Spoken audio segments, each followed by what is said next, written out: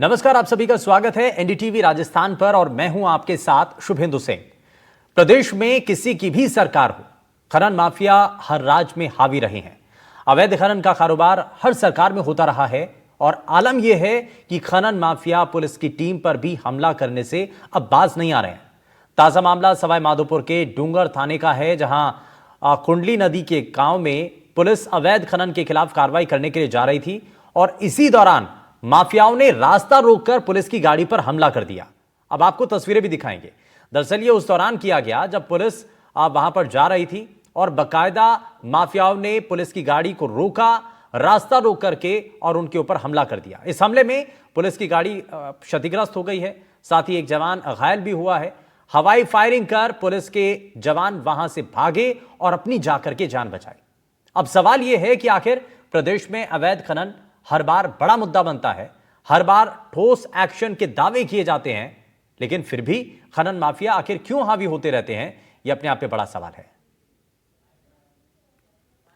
25 से समझ तो अंधेरे का फायदा उठाकर पुलिस को पथराव कर दिया, जिनको काफी समझाई चाहिए उनको इस तरह का अवैधिक अनैतिक नहीं करने हेतु ललकारा, लेकिन नहीं मानने पर क्यूआरटी और हमारी डीएसटी टीम के द्वारा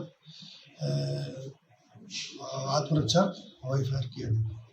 उसके बाद मौके से हमने जो पीछा करके 2 लोगों को गिरफ्तार किया, दस्तयाब किया वहाँ से, और उनको लेकर हम पुलिस थाने पाए। 13 नामजद सहित 20-25 अन्य लोगों के खिलाफ मुकदमा दर्ज किया गया और पथराव में हमारी 3 गाड़ियाँ के शीशे टूटे हैं और एक कोई चालक है हमारे सीओ साहब को, उनकी चोट है। तो माफियाओं की हिम्मत आप देखिए कि पुलिस का रास्ता रोक करके और उसके बाद उनके ऊपर हमला किया जाता है। और ऐसा नहीं है कि ये इसी समय हो रहा है और ये पहली बार हो रहा है, इससे पहले भी कई बार इसी तरीके की घटनाएं सामने आ चुकी हैं, जब ये पुलिस के लिए भी संकट बनते हुए दिखाई दिए। अब आपको जरा ग्राफिक्स के जरिए कुछ आंकड़े दिखाते हैं, जिसको देख करके आपको थोड़ा सा हैरानी भी होगी और आप ये समझ भी पाएंगे कि किसी एक सरकार के अंदर ये सब कुछ नहीं होता रहा है। जितनी भी सरकारें रही हैं उन सब के अंदर ये ऐसे जो हमले हैं वो होते रहे हैं। 5 साल के बीते कुछ आंकड़े आपको दिखाते हैं। 2019-20 का ये आंकड़ा है, जब आप देखिए कि 13,235 केस सामने आए। 2020-21, चलिए अब आपको मैं जरा कुछ और इसमें आंकड़े दिखाते हैं। खनन माफियाओं के जो हमले हैं वो कब कब हुए हैं, सबसे पहले जरा ये देखिए। हवाई फायरिंग कर जवानों ने अपनी जान बचाई, ये अक्टूबर 2024 का मामला सामने आया था। सवाई माधोपुर में पुलिस की टीम पर हमला कर दिया जाता है और अवैध खनन रोकने के लिए पुलिस की टीम गई हुई थी, जिस दौरान उनके ऊपर यह हमला किया गया। वहीं हवाई फायरिंग कर जवानों ने इस दौरान अपनी जान बचाई। जुलाई 2024 का यह मामला है और इसी के साथ साथ खनन माफियाओं के हमले से जुड़ी हुई ये कुछ तारीखें हैं और उससे जुड़े हुए ये मामले हैं। कब कब हुआ? झुंझुनू में वन विभाग की टीम पर हमला कर दिया गया। वन विभाग के जो कर्मचारी हैं उनको वहां से जान बचा करके भागना पड़ा। झुंझुनू में वन विभाग की टीम पर यह हमला का जो मामला है वो जुलाई के अंदर सामने आया था, लेकिन इसमें कई और मामले भी हैं और अलग अलग तारीखों के साथ साथ ये अलग अलग मामले भी दर्ज किए गए हैं। लेकिन इतने सब घटनाएं होने के बावजूद भी क्यों नहीं खनन माफियाओं के खिलाफ कोई ठोस और बड़ी कार्रवाई की जाती है? और ये आप देखिए, मई 2024 का एक और घटना, अलवर में वन विभाग की टीम पर हमला होता है। जब जेसीबी ट्रैक्टर छुड़ा करके माफिया वहां से ले जाते हैं। अब जिस जेसीबी और ट्रैक्टर को जब्त कर लिया, माफियाओं की हिम्मत देखिए आप कि वो जब्त की हुई जेसीबी और ट्रैक्टर छुड़ा करके वहां से ले जाते हैं। सितंबर 2023 का एक और मामला देखिए आप, धौलपुर में डीएफओ की गाड़ी पर पथराव कर दिया जाता है। हमले में हालांकि डीएफओ बाल बाल बच जाते हैं, लेकिन उनके ऊपर हमले का यह मामला सामने आया। ट्रैक्टर ट्रॉली छुड़ा करके वहां से भी माफिया अपने जो है सामान वहां से ले जाते हैं। अब जून 2022 का एक मामला देखिए, भरतपुर में वन विभाग की टीम पर हमला कर दिया जाता है और मौके पर जा रही टीम पर पथराव हो जाता है। जानकारी मिलती है, टीम मौके पर पहुंचती है, लेकिन उनको वापस से भागना पड़ता है। वन विभाग की टीम जान बचा करके वहां से भागती है। ये ऐसे कई मामले हैं। अब हमने आपको समय के साथ साथ जितने अभी तक आंकड़े सामने आए हैं वो हमने आपको सारे मामले दिखाए हैं। और ये भी एक बड़ा आंकड़ा है कि ये किसी एक राज्य में नहीं हुआ है, ये अभी तक कई ऐसी सरकारें रही हैं जब जब ये मामले सामने आते रहे हैं। अब जरा इन तमाम चीजों को समझने की कोशिश करते हैं। सभी खास मेहमान हमारे साथ कार्यक्रम में जुड़ चुके हैं। जरा सबसे पहले आपको मिलवा देते हैं उनसे। हमारे साथ सुप्रीम कोर्ट के वकील पीयूष भारद्वाज जी कार्यक्रम में जुड़ चुके हैं। पीयूष जी, बहुत स्वागत है आपका। हमारे साथ सामाजिक कार्यकर्ता कैलाश मीणा जी कार्यक्रम में हैं। सर, बहुत स्वागत है। और हमारे साथ retired additional DCP Anil Kumar Gotwal ji कार्यक्रम में जुड़ चुके हैं। सर, बहुत स्वागत है आपका भी। हमारे साथ पर्यावरण एक्सपर्ट अनिल सूद जी कार्यक्रम में जुड़ चुके हैं। अनिल जी, बहुत स्वागत है आपका कार्यक्रम में। लेकिन सबसे पहले मैं अनिल सर आपसे ही इस पर जवाब लेना चाह रहा हूं, क्योंकि आपका एक लंबा अनुभव है, आपने ग्राउंड पर काम किया और बहुत बारीकी से समझते भी हैं। ये किसी एक सरकार की और किसी एक कार्यकाल के अंदर ये सब कुछ घटनाएं नहीं हुई हैं। इसमें पिछले कई सालों का हमने आंकड़ा भी दिखाया है और कब कब ये घटनाएं हुई हैं, और ऐसी बहुत सारे मामले हैं जो कि रिपोर्ट तक नहीं होते हैं, दर्ज तक नहीं होते हैं। लेकिन क्यों ऐसा होता है कि माफियाओं का खौफ या डर या आतंक इतना ज्यादा होता है कि वो पुलिस को भी टारगेट करने से डरते नहीं हैं?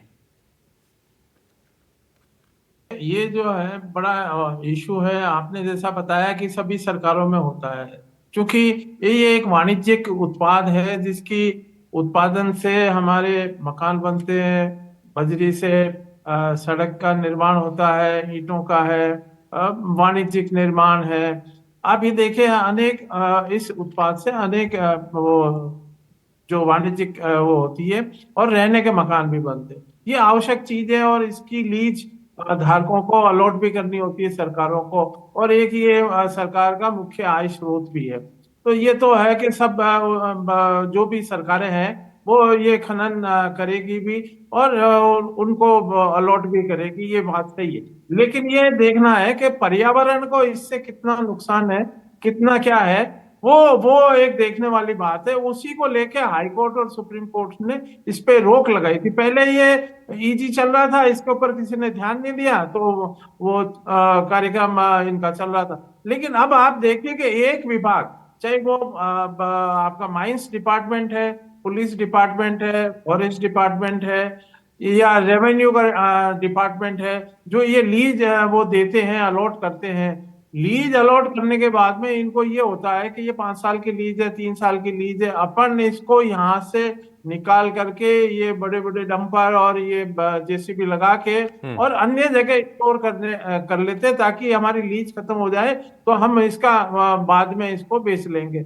ऐसा जो है, ये माइंस डिपार्टमेंट पहले इस तरह का सर्वे नहीं कर पा अच्छा, रहा इसमें सर था। एक चीज, एक इसमें टर्म भी होती है शायद कि कितना खनन करना होता है, एक दिन का हिसाब भी होता हाँ है, लेकिन उससे ज्यादा तो कर वो लेते मैं हैं। यही कह रहा हूँ। तो उसके लिए कितना इन्होंने खनन कर लिया और कितना इसके अंदर है, तो वो आजकल वो डीजीपीएस उससे सर्वे कर रहे हैं ये आजकल। अब ये शक्ति हो गई। शक्ति के बाद में क्या होता है कि जो माफिया है, बजरी माफिया, एक इसमें भी दो है। एक तो छोटे छुटभैया हैं जो एक एक ट्रक लेके और बाहर निकलते हैं, और एक वो है जो संगठित रूप से, जिन्होंने जैसे कुल राजस्थान में 72 माइंस के बड़े बड़े वो कॉन्ट्रैक्टर है जिन्होंने माइंस की लीज ले रखी है।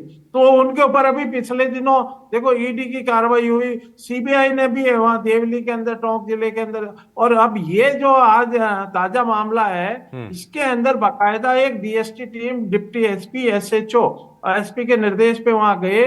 गांव के बाहर जब सूचना मिली तो ये तैयार हो गया, कुछ अंधेरा सा हो गया था, तब ये टीम वापस लौट के आ रही थी, तो अंधेरे में इनके वाहन के आगे बजरी का वो रोड के ऊपर डंप करके और इनके ऊपर पत्थरबाजी की। उस वजह से इनको अपने आत्म सुरक्षा के लिए गोली चलानी पड़ी। तो ये एक ऐसी प्रक्रिया है कि जिसके अंदर मान लो अगर ये इस तरह का लेकिन फोर्स समझने यूज वाली नहीं बात सर करते। इतनी सी है कि किसी का इतना साहस तो नहीं हो सकता है कि प्रदेश की प्रशासन को, पुलिस को वो चुनौती दे दे। भाई किसी ना किसी का सपोर्ट है, यानी कि कोई बैकएंड पर है जो कि उनको साथ दे रहा है, उनको सपोर्ट कर रहा है, और तभी इतना उनका मनोबल है कि वो इतनी बड़ी आपका हरकत को कहना अंजाम कर रहे हैं। आपका कहना बिल्कुल वाजिब है कि किसी ना किसी का सपोर्ट होगा। सपोर्ट है कुछ हमारा मान लो विभाग है, पुलिस विभाग है, वन विभाग है, या मान लो माइंस विभाग है, किसी की छोटी मोटी मिली भगत भी हो सकती है। ये आए दिन हमारे पे आरोप लगते रहते। मेरा है कि जब भी जाएं एक जॉइंट उसमें टीम में जाएं। और मैं तो एक एक हमेशा सबको कहता हूँ कि आप वहाँ फील्ड में क्यों जा रहे हो?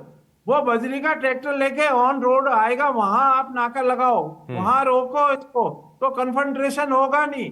वहां आप जाते हैं, और क्या है, जनता के अंदर शिकायत मिलती है, ये वहाँ मौके पे चले जाते हैं। उस समय ले दे के 4-5 आदमी जो भी गाड़ी में बैठे वो वहां से लेके वहां होते हैं संगठित रूप से 50 आदमी, तो वो हम्म। इस तरह की घटना घटित हो जाती है। मैं ठीक तो है। ये कह रहा हूँ, आप रोड के ऊपर आइए, नाका लगाइए, ज्वाइंट टीम लगाइए, उसके बाद कार्रवाई करिए, इनका वीडियोग्राफी कराइए, ड्रोन से कराइए कि ये एविडेंस है आपके ठीक खिलाफ, है। और इनके जो ये जब्त करिए आप, तो ये तो हाँ, आ जाएंगे सीधे, ऐसा नहीं है।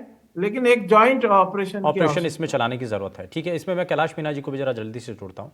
कैलाश सर, एक चीज़ बताइए कि ये जो लगातार माफियाओं का आतंक है, ये क्यों, आखिर इसके पीछे आपको क्या नज़र आ रहा है, क्यों अब लगातार बढ़ रहा है? देखिए जी, इसमें देखिए तीनों स्तर पे नेग्लिजेंसी है। हम्म।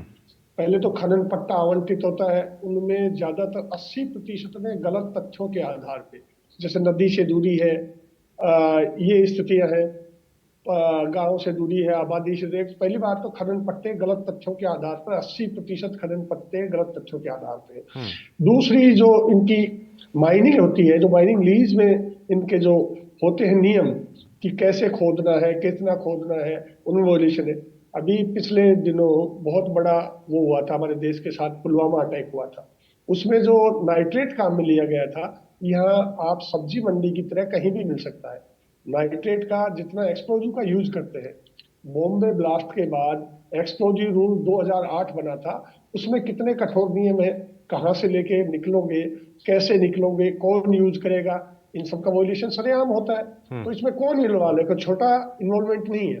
अब तीसरा देखिए आप इसकी ट्रांसपोर्टेशन का, खनन के बाद ट्रांसपोर्टेशन के, वो मोटर व्हीकल एक्ट में है कि आप उसका जो लिमिटेशन है उसका वो नई बॉडी जोड़ के, अब एक एक ट्रक जिसकी कैपेसिटी 10-12 टन है, उसमें 80-80 टन भर के ट्रांसपोर्टेशन करते हैं। हमने का जो कोटपुतली में है, कोटपुतली नीमका थाना रोड पे, उस पे एक वो करवाया, तो एक दिन में 1300 ओवरलोड ट्रक एक रास्ते से गुजरे, तो कितना बड़ा संख्या है। हाँ। और 11 महीने के अंदर अकेले नीमका थाना में 280 लोगों की मौत हुई। हर दिन ओवरलोड ट्रक से इनसे मौतें हो रही हैं। और पुलिस के 3 लोगों को नीमका थाना में कुचल दिया गया, वो मारे गए, जबकि एसपी उनसे 100 मीटर की दूरी पे थे। हाँ। अब आप इसमें ये देखिए, एक गिरोह को उससे कुछ समय पहले एक ट्रांसपोर्ट इंस्पेक्टर ने पकड़ा, उसकी हिम्मत की दाद देनी चाहिए। वो गिरोह पुलिस ऑफिसर से लेके सबकी लोकेशन ट्रेस आउट बता रहे थे, इस इलाके से पुलिस निकल रही है, एसपी का मूवमेंट अब ये है, अब इस इलाके में ट्रक्स को साइड में खड़ा कर दीजिए। और उस गिरोह में करीब 3000 ट्रक्स के वो जो अलग अलग वो ग्रुप थे, उनको वो लोकेशन बता रहे थे, आपको चलना है नहीं चलना है। अब जब ये सब हो गया, उसको पुलिस थाना नीमका थाना में पकड़ा। हाँ। और नीमका थाना पुलिस थाने के पाटन पुलिस ने उस गिरोह को 151 शांति भंग के आरोप में गिरफ्तार कर दिया, रिहा कर दिया। अब इतना बड़ा जो आपके पूरे काम करने के तरीके पे ही सवाल उठा रहा है, उसको आपने साधारण धाराओं में नाम, यानी कि नियमों में सुधार की बहुत ज्यादा गुंजाइश है। हाँ। और ट्रक्स को आप अभी कोटपुतली के बाद देखिए, आप नेशनल हाईवे, उसमें हजारों की संख्या में ट्रक खड़े मिलेंगे। हाँ। आप नीमका थाना कोटपुतली के बीच में किसी भी समय, हर दिन, सुप्रीम कोर्ट ने मानिए, सुप्रीम कोर्ट का क्लियर डायरेक्शन है, चीफ सेक्रेटरीज को सबको कहा हुआ है कि आप ओवरलोड ट्रक नहीं चलाएं। ओवरलोड ट्रक चलने से इन सड़कों की हालत है, लोगों के जीवन की क्या हालत है। बिल्कुल, ये तो आम रोजमर्रा के लिए मुझे लगता है कि ज्यादातर लोग इससे दो चार होते होंगे जब सड़क पर निकलते हैं, और खास करके रात के समय, तो अब ज्यादातर ओवरलोडेड ट्रक ही दिखाई देते हैं, और ये किसी के लिए भी नुकसान बन सकते हैं। राजस्थान नोटिफाइड डार्क जोन, हाँ। और राजस्थान का में केवल 40 ब्लॉक ऐसे हैं जहां पीने लायक पानी है। और राजस्थान की कितनी नदियां है, भूचारा बांध हमारा हिस्टोरिकल बांध है कोटपुतली पाटा के पास, उसकी स्थिति क्या, उसमें माइनिंग नहीं रोक पाए हम। ये काटली नदी है, ये कासावती नदी है, ये बनास नदी है, हम किसी नदी को नहीं बचा पाए, और वहां इलीगल माइनिंग हो रही है, नदियां खत्म हो रही है। ठीक है, इसका मतलब हम गंभीर नहीं है, बहुत गंभीर मामला है। और एक मेरा अंतिम ये है कि कितने पुलिस ऑफिसर्स की इसमें माइंड्स हैं, कितने बड़े जो पुलिस हेडक्वार्टर में कितने पॉलिटिशियन इन्वॉल्व है, और कितने एडमिनिस्ट्रेटिव उनका क्या गठजोड़ है। नहीं, ये इसमें कभी संकेत तो मिलता खोलेंगे है कि भाई कहीं ना कहीं से बैकएंड पर कोई तो सपोर्ट कर रहा है, तब ये सब कुछ चल पा रहा है। और बिना किसी जी सपोर्ट के इतनी हिम्मत नहीं हो सकती है कि भाई पुलिस के ऊपर जी कोई गाड़ी चढ़ा दे या फिर हमला कर दे।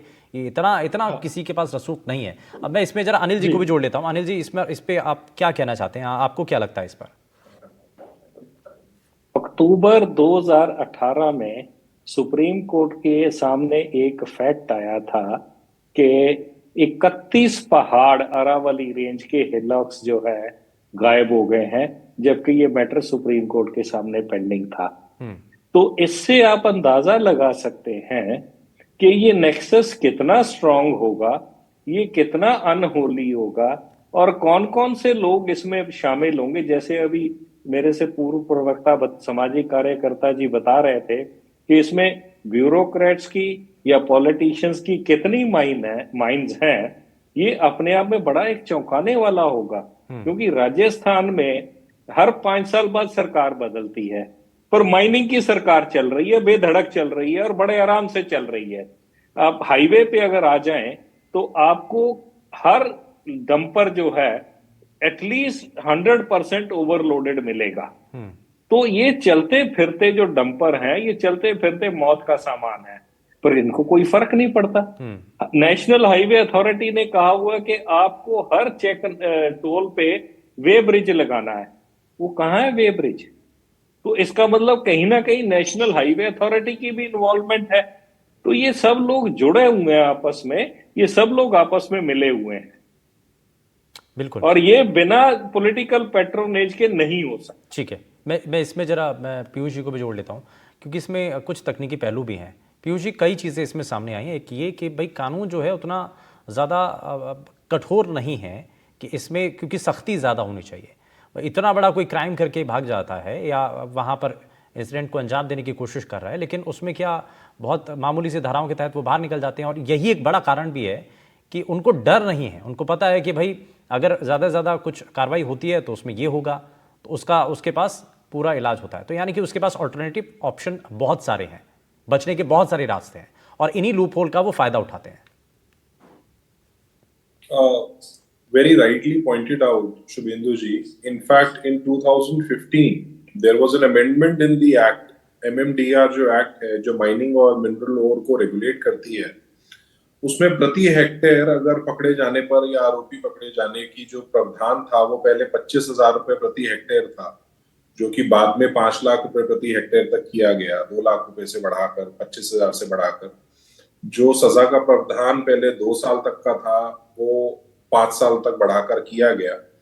लेकिन समझने वाली बात इसके अंदर ये होगी कि considering this mining involves a lot of money, the financial and fiscal intervention and consideration is so strong कि ये एक ऑर्गेनाइज्ड क्राइम की फॉर्म के अंदर कंडक्ट किया जाता है। These are whole groups and cartels, जैसे कि जिस मुद्दे पे ये आज का पैनल है, that the police officials are being attacked. तो अगर पुलिस कर्मियों के ऊपर भी आप हमला कर रहे हैं, ब्रॉड डे लाइट में कर रहे हैं ये हमला, तो ये तो समझना है ही कि प्रशासन फेल हो चुका है। एडमिनिस्ट्रेशन जो है वो सिर्फ एक इंस्ट्रूमेंट बन के रह गया है, जिसमें अगर कोई फंस भी जाए तो कैसे उसी कानून को इस्तेमाल करते हुए, उसके ग्रे एरियाज को इस्तेमाल करते हुए you can get out of it, और कैसे कम उम्र के लड़कों को, जुवेनाइल्स को ये मोडस में रखा जाता है, चाहे वो लॉरी ड्राइवर्स हों, चाहे वो ऑन साइट ऑपरेशंस वाले मशीन के कर्मी हों, और चाहे वो अपर स्केल पे एग्जीक्यूट करने वाले जो साइट एडमिनिस्ट्रेटर्स हैं वो हों। तो एज राइटली पॉइंटेड आउट कि ऑक्शन के बाद या टेंडर आवंटन होने के बाद ये प्रोसेस ना सिर्फ बहुत मैकेनिकल होता है, लेकिन सारे नियम और सारे रेगुलेशन जो है वो सिर्फ कागज तक रह जाते हैं, और there is no regulation as far as the actual site is concerned. अच्छा, एक चीज मैं इसमें जानना चाह रहा हूँ पीयूष जी कि भाई बड़ा अच्छा पॉइंट वहां पर रेस किया गया था कि हम जड़ में क्यों जाएं, जब वो लेकर के ट्रांसपोर्टेशन उसका हो रहा है, एक जगह से दूसरी जगह लेकर के जा रहे हैं, नाकाबंदी कीजिए, वहां पर पकड़ लीजिए, और वो थोड़ा सा इफेक्टिव भी रहेगा, उसमें ज़्यादा उतना नुकसान होने की संभावना थोड़ी सी कम नजर आती है। तो हम जब सड़क पर देखते हैं बड़े बड़े डंपर चल रहे होते हैं, बड़े बड़े ट्रक चल रहे होते हैं, ओवरलोडेड हैं, तो वहाँ पर नियम क्या कहता है, कानून के मुताबिक हम कितना मैक्सिमम चालान कर सकते हैं और किस आधार पर? देखिए, ये जो ट्रक्स हैं इसमें मेजरली आप समझिए कि a lot of mining that is done is out of is done out of the permissible hours. So फर्ज करें कि अगर एक 100% की कैपेसिटी है, उसको एग्जॉस्ट करने के बाद जितना तंत्र इसको सपोर्ट करता है इलीगल माइनिंग को, that is not available on papers. Nobody knows कि कौन सी खदान से निकाला जा रहा है, किस वाहन में रखा गया है, उसका चालक कौन है, रास्ते में बहुत रेकलेस ड्राइविंग होती है, तो आप अकाउंटेबल ठहराएंगे किसको? ये एक रेगुलेशन की फॉर्म में आप चाहे इस बात को रखें कि आप सड़क पे पकड़ सकते हैं ये, लेकिन ये पूरे तरीके से प्रैक्टिकल नहीं है, क्योंकि टिल द टाइम आप उसे सोर्स तक ट्रेस कर पाए तो एट बेस्ट आप उस ओर को बिकने से रोक सकते हैं, लेकिन खनन तो नहीं रोक सकते। ठीक है। फर्ज करें अगर दिन के अंदर ये माइनिंग 10 फोल्ड होती है और उसके अंदर से कुछ 5-10% आप पकड़ भी लेते हैं, तो I believe it's a very good ratio and a very good profit for these illegal miners to continue with their work. ठीक है। So you will have to understand that जब तक सोर्स या माइनिंग साइट्स बहुत strictly monitor नहीं होंगी, चाहे वो ड्रोन फुटेज के थ्रू हो या लाइव कैमरा फुटेज के थ्रू हो, या वो आवरली बेसिस ऑफिसर्स की रिपोर्ट हो, डेली ऑफिसर्स की रिपोर्ट हो, till the time that is being done you can't control it. ठीक है, मैं इसमें अनिल जी को जोड़ रहा हूं। अनिल सर, एक चीज इसमें दो तरीके से मुझे लगता है कि इसमें काम करने की जरूरत है। एक तो जब कभी भी ग्राउंड पर जाए, एक तो जड़ पर हमला करना है, और दूसरा ये कि जब वो ट्रांसपोर्टेशन उनका हो रहा है वहां पर आकर के हमें पकड़ने की जरूरत है, ताकि उनको आर्थिक रूप से भी कुछ नुकसान पहुंचे। तो जड़ पर हमला करने के लिए भाई अब टीम जाती है वहां पर तो हमला कर दिया जाता है, तो कलेक्टिव टीम बना करके जॉइंट ऑपरेशन के साथ अगर वो काम किया जाए, पहले से तैयारी के साथ किया जाए, ऐसा नहीं कि अचानक से 2-4 लोग गए और वहां पर उनके ऊपर हमला कर दिया जाए, तो जॉइंट ऑपरेशन चलाया जाए तो उसमें ज्यादा इफेक्टिव रहेगा क्या? सर, आज की डेट में आपके पास ऐसी टेक्नोलॉजी है कि जिससे जो आप जो माइन को विजिट कर सकते हैं थ्रू सैटेलाइट। जब आप सैटेलाइट से विजिट कर सकते हैं, you can monitor from satellite के वहां क्या हो रहा है। तो जब आपके पास टेक्नोलॉजी है, वो टेक्नोलॉजी यूज की नहीं होती। वैसे तो हम बहुत बात करते हैं कि ये डिजिटल इंडिया है, और ओवरलोडिंग का जो आपका 2,000 रुपए पर टन मीट्रिक टन फाइन है आज की डेट में, प्लस 20,000 का फाइन है। तो ये जितने भी ट्रकर्स हैं, जितना माफिया है, ये इन्होंने हर आदमी को, जो लग रहा है मेरे को, हर ऑर्गेनाइजेशन को अपनी जेब में रखा हुआ है, और इनको जो है किसी का कोई डर नहीं है। ये सब पॉलिटिकल पार्टीज की सपोर्ट है, इनको ब्यूरोक्रेसी की सपोर्ट है। क्योंकि अगर आप सैटेलाइट से इनको मॉनिटर करेंगे तभी आप प्लान कर पाएंगे कि आप एक पूरा ग्रुप बना के, पूरी एक फोर्स बना के इनको कैप्चर करें। ठीक है। जब आप सैटेलाइट से नहीं इनको मॉनिटर करेंगे तो आप कमजोर पड़ जाएंगे, और आप कमजोर पड़ रहे हैं। ये बड़ा अच्छी बात है, क्योंकि हम देखते भी हैं सड़क पर, अनिल कुमार गोटवाल सर, ये देखा भी जाता है कि अगर कोई डंपर चल रहा है या कोई ओवरलोडेड गाड़ी चल रही है, तो उसके आगे पीछे उसकी एस्कॉर्ट करने के लिए कोई और लोग भी चल रहे होते हैं। देखा जाता है कि वहां पर कभी कोई टू व्हीलर पर चल रहा है या कोई गाड़ी पर चल रहा है, तो वो बचाने के लिए पहले से रूट, क्या आगे कौन है, नाका लगा हुआ है कि नहीं लगा हुआ है, कई बार जांच में ये भी सामने आता है। तो ये सब एक बड़ा नेक्सस चल रहा है, तो इसको आपको हैंडल करने के लिए, टैकल करने के लिए एक बड़ी टीम, जैसा कि कह भी रहे हैं सर अनिल सूद जी, कि भाई आपको शुभेंदु जी, आपने बहुत अच्छा क्वेश्चन उठाया है। अभी चर्चा के अंदर आया, एक नेक्सस का आया, दूसरा कि इसमें पॉलिटिकली और ऑफिसर्स का कितना गठजोड़ है। हाँ बिल्कुल होगा, मानना होगा। आप क्या रोक सकते हो उसको नीलामी को लेने से, या वो किसी के नाम से ले रहा है तो आप रोक सकते हैं? नहीं रोक सकते। मैं तो ये कह रहा हूं कि वो लोग बाग ट्रांसफर पोस्टिंग कराते हैं ना, वहां जिनका भी अधिकारी है माइंस डिपार्टमेंट में, वो ट्रांसफर पोस्टिंग कराते हैं पॉलिटिकली, ये उनका जोड़ तोड़ है। ये नहीं है कि वहां से निकालने में किसी का हाथ है, वो इग्नोर कर देगा उसको। नंबर एक, मैं कह रहा हूं कोई भी मिला हुआ नहीं है। हमारी पुलिस, मैं आपको बता रहा हूं, कोई मिली हुई नहीं है। हमारी पुलिस ने सजेशंस दिया था 2008 में, पूरी एक बटालियन खड़ी हुई थी 1500 आदमियों की, वो कहां गायब हो गई? सिर्फ इसी बजरी को रोकने के लिए राजस्थान पुलिस के अंदर बाकायदा अब विधानसभा में बजट पास हुआ, बजट पास करके एक पूरी बटालियन खड़ी हुई, वो कहां गायब होगी? वो इसी काम के लिए। फिर उसके बाद में मैं आपको बता रहा हूं, देखो माइंस अब आगे इसमें रोल हाईवे अथॉरिटी का रोल वो नहीं है क्या? उसकी सड़क नहीं टूट रही है, वो कंप्लेंट नहीं करेगा? मैं ये कह रहा हूँ कि ट्रांसपोर्ट डिपार्टमेंट है, उनका काम नहीं है कि ओवरलोडेड बस को कैसे चेक करेगा? ये क्या पुलिस का काम है? तो ये सारी अथॉरिटीज है वो अपने आप में है। पुलिस सोचती है कि ये बेसिकली माइंस डिपार्टमेंट का काम है। मेरा क्या काम? मेरे बेसिक काम हजारों दूसरे काम है। इन्वेस्टिगेशन है, किसी की चोरी होगी है, लूट यानी कि होगी, सबको अपनी डकैती जिम्मेदारी हो गई, समझनी मैं होगी। प्रायोरिटी इसमें दूं या माइंस पकड़ूंगा? हाँ मेरी बात सुनिए, एक as a layman, as a police हाँ है कितनी सी पुलिस, ऐसे माइंस डिपार्टमेंट, माइंस जिसका रोल है उसके ऊपर कुछ भी नहीं है। आप ये देखिए, हाईवे अथॉरिटी क्यों जाने दे रही है? इतने 25-25 टन के जो ट्रक है 80-80 टन जा रहे, भर के जा रहे हैं, तो एक को रोके दोबारा तो नहीं आएगा ना। हाँ तो ये तो सारे कैमरे ठीक लगे हुए भी हैं, डिजिटल एविडेंस भी है, सब कुछ हो सकता है। लेकिन मेरा मानना है कि सारे चोर नहीं है, सिर्फ कमी इस बात की है कोऑर्डिनेशन की, कैसे इसका कोऑर्डिनेशन की कमी। कोऑर्डिनेशन विभागों ठीक को है। एक साथ और सभी को करके अपनी जिम्मेदारी होता क्या समझ करके कि काम करने की सिंगल जरूरत है। इसमें ये बात तो साफ हो रहा है। कैलाश मीणा जी, इसमें ये है कि जॉइंट ऑपरेशन और सबको अपनी जिम्मेदारी समझनी होगी, तभी इसमें काम, इसका जो परिणाम है वो तभी नजर आएगा।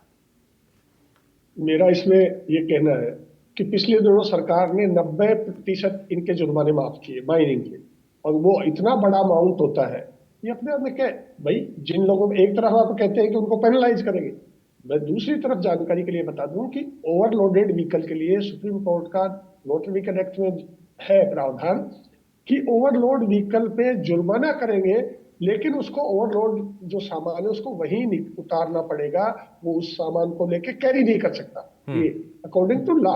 ठीक है। उस सामान को उसको वहां उतारना पड़ेगा। हाँ। वो उस सामान सहित किसी के जीवन से खिलवाड़ नहीं कर सकता। लेकिन नेशनल हाईवे, स्टेट हाईवे, सब जगह ये होता है। ठीक है। और जहां जहां माइनिंग जोन है उस इलाके में सड़कें चलने लायक ही नहीं। ठीक है। भाई आप स्टेट हाईवे है, कोटपुतली नीमका थाना, क्योंकि ये बड़ा गंभीर मामला है और ये ऐसा नहीं है कि हाल फिलहाल में अभी सामने आया है, ये लंबे समय से चल ही रहा है, लेकिन इसको रोकने के लिए हमें मिल करके इस पर काम करने की जरूरत है। और बिल्कुल अनिल जी ने कहा, सही कहा है कि इसमें सभी की जिम्मेदारी और सभी विभागों को अपनी जिम्मेदारी को समझने की जरूरत है, तभी इस पर पूर्णतः रोक लगाई जा सकेगी। खैर, बहुत शुक्रिया सभी खास मेहमानों का कार्यक्रम में शामिल होने के लिए, अपना कीमती समय देने के लिए। लेकिन हमारी कोशिश यही है कि जो माफिया राज है उसको कम से कम खत्म किया जाए, उसको रोक लगाने के लिए जितने भी प्रभावी कदम सरकार और प्रशासन को उठाने चाहिए वो उठाए जा सके। यार रुक रहे एक छोटे से ब्रेक के लिए, कहीं मत जाइएगा आप, बने रहिए एनडीटीवी राजस्थान के साथ। नमस्कार।